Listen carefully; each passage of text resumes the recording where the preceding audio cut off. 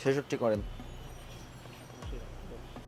আপনি যে এখন ৬২ টাকা করে কিনে ৭০ করে বিক্রি করছেন, কত টাকা লাভ হচ্ছে আপনার? সর্বোচ্চ 2 টাকা হবে স্যার। ৬৬ বিক্রি করলেও তো আপনার মুনাফা থাকে। জি, জি, স্যার।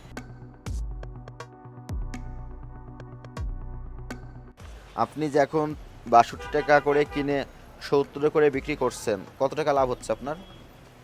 সর্বোচ্চ 2 টাকা হবে স্যার। এই ৬২ ধরেন টাকা আপনার কিনে একটা বস্তা 2.5 কেজি 3 কেজি আছে ৭০ স্যার। টাকায় যখন না, বিক্রি স্যার। করেন, ৮ টাকা ধরলাম। জি। ৮ টাকা থেকে ১ টাকা আপনার পরিবহন ব্যয় বাবদ বাদ দিলাম। ১ কেজি আলুর জন্য ১ জি। টাকা ধরলাম। তাহলে কত থাকলো? ৭ টাকা।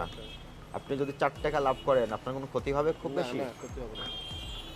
কিন্তু স্যার আসলে আলুতে ধরেন তাহলে না ৪ অনেক টাকা যদি কষ্ট লাভ থাকে, করেন, বুঝছেন?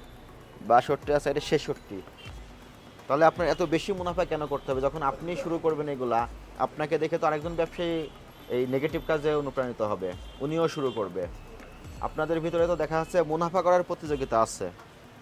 এই ব্যবসায়ী এত করে, আমার এত করতে হবে, এমন মনোভাবও আপনাদের ভিতরে লক্ষ্য করা যাচ্ছে। ৬৬ করেন।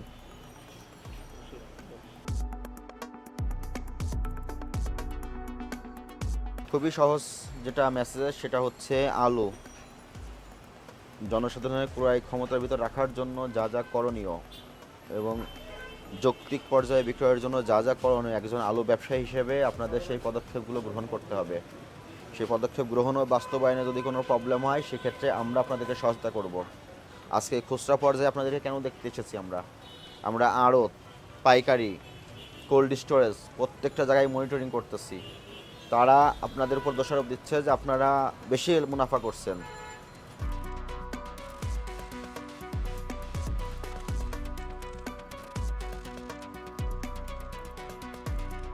এক কেজিতে ৭ থেকে ৮ টাকা করে মুনাফা করছেন।